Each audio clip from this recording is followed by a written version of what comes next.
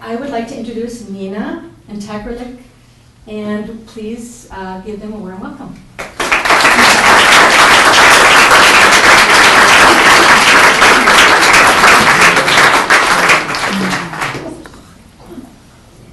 I missed Jen, sorry. Yeah.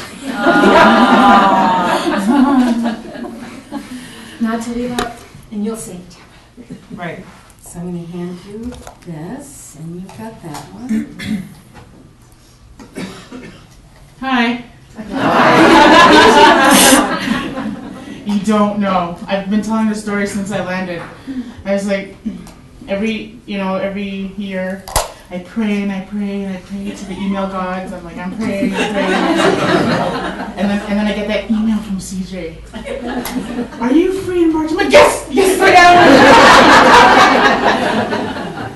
I'm like, oh, CJ, she saves me because when I'm having a crappy day, if my 4-year-old is giving me attitude, or my daughter's not answering her phone, I'm like, it's okay. In March, I get to go away. And hang with my peeps in Grand Marais. Okay, this is not going to work. Is this working? Yes. Yeah. Hi, I'm Takerlik. So, we'll be doing more throat singing tomorrow, and we'll have our fancy outfits on. Yeah. Although we're fancy all the time. But to tell you a little bit, I'm sure many of you have seen Nina's performance with Lydia before. Inuit throat singing is a traditional game, usually 2 women. Imitate sounds we might hear in the north, including animals, elements, the river, the wind. It might be a lullaby. It might be just a competition song with a bunch of different sounds. And I'm very happy to be here too. First time here. I raved about Grand Marais. I was like, Takerlik, you don't understand. Grand Marais is amazing, and and she's here. So. And you had me at the meatballs. I don't know who made those meatballs. All right.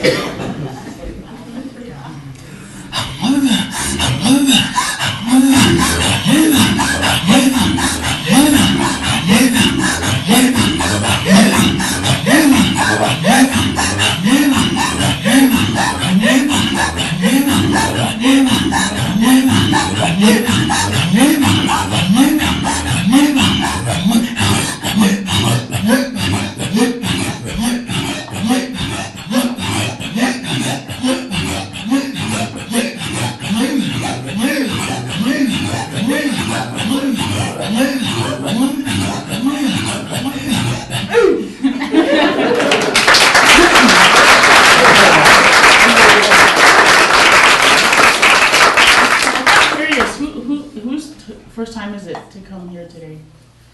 Sweet. Oh. Awesome. I'm glad you guys made it. You guys are getting welcomed to their family. Listeners. How do you know who won? It's usually her, because I usually laugh for the first. Whoever laughs first or stops first for whatever reason. Is my mic even working? Or is it just Yes. right. Yeah, it's good. So, yeah, it's usually who loses. Well, how many of you is it the first time you've ever heard of throat singing? Oh, those people. Okay.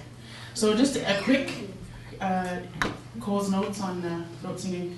Throat singing is a game that Inuit women do, and it's a pastime, and we've been doing it for thousands of years. And it was a competition, and it was a way for us to either put our babies to sleep because we had them on our backs, and the first woman who laughs, while we're singing is the loser. So, yeah.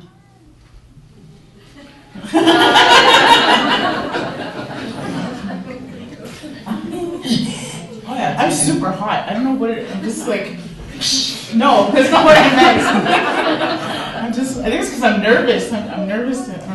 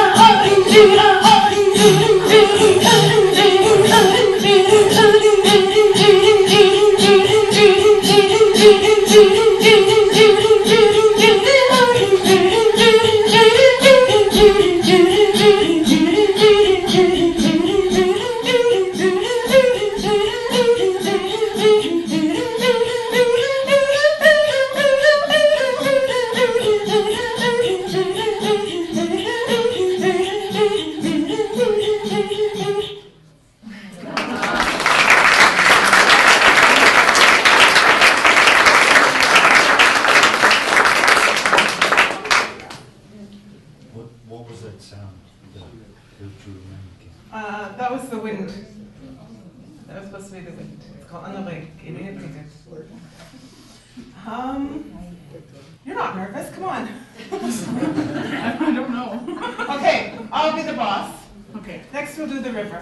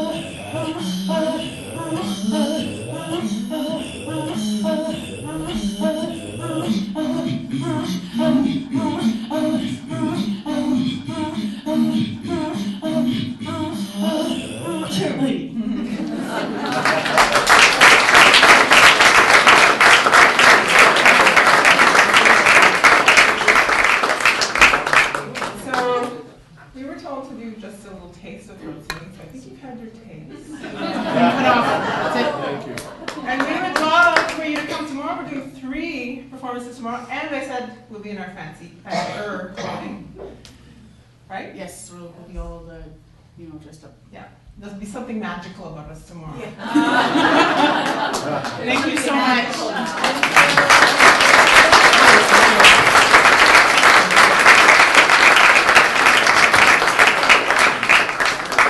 So, I was asked to share some of my written work. I'm a writer. I write short stories and I write poetry for performance. And I don't want to read you a story because I think it seems like it would take too long. But I will do some poetry for you. But before I do that, I just wanted to say how appreciative I am of this kind of event and this gallery really featuring Inuit artists. I know from learning about Inuit history and also from being Inuk and having that in my family, that art is really the thing that saved Inuit people. Because of the long history of different kinds of interactions with the Hudson's Bay Company and the fur trade going bust and things like that, Inuit landed in a position where they were really dependent on the government for various reasons. And the cooperative movement, the Inuit cooperative movement, that started the whole Inuit art movement was the thing that really got Inuit back up on their feet.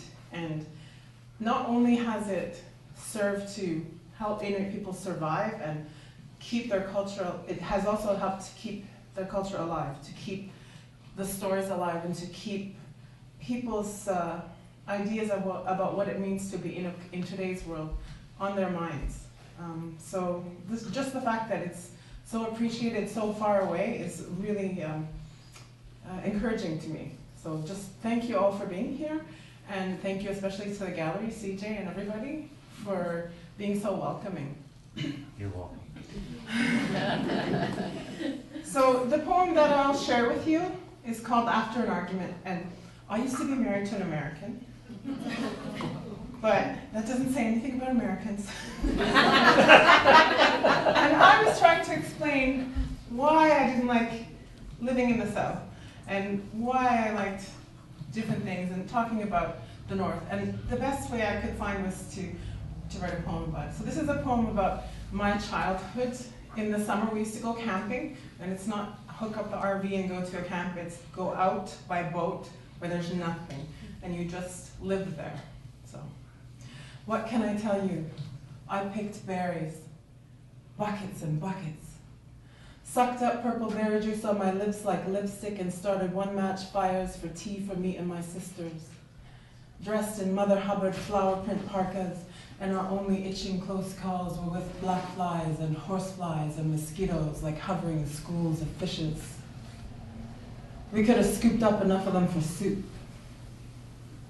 You'll want to know the tundra is one big tiring mattress to walk on, with sloping stone breaks and muck to stick even hip-length boots, and pools deep and cool, by boulders spotted with orange, yellow, black, white, and light green lichen.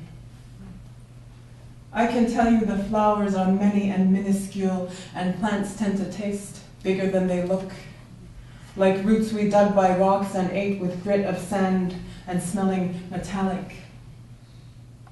Or I can tell you fish stories. From every point I ever cast a silvery lure to sing in char or trout or salmon, the small ones, not caught in Norman's net. Who went out at low tide with mending line to square up holes and came back with legendary catch of 4-foot fish and no proof left but bones after supper. Even those the dogs might have choked down hacking throats. I can tell you how we sat low in canoes or slept curved on the hull of a peterhead, on long trips up or down the river or out into the bay, where the boy at the prow was a spring and a watchdog, looking for rocks to guard against and scraping oars on both sides, calling up seals. Rifles raised and ears ringing as bullets whined by, but we were never afraid. Bobbing on waves and peeing in pots with stars and aurora overhead, heading home after weeks and weeks away from town and clocks and telephones and mirrors and everything. Everything tasted so good boiled on a blue flamed Coleman stove. I'll give you me at my Uncle Jacob's camp. A perfect place for us to pick seaweed and see shrimp swimming in small salty pools where across the inlet he shot a caribou and let it down gentle with knife in nape of neck. Where we came to fetch fresh water and wash our hair glossy, Ilsapi and me. I can tell you how quiet is not silent, but yields to gentler sounds, like my Aunt Leah cleaning eiderdown and scraping fat off a sealskin as I watched, calmed, after a bit of a tiff with my brother gone hunting with the men. He never deserved it more than I did. She made bannock and called me Panik, daughter, and I was appeased.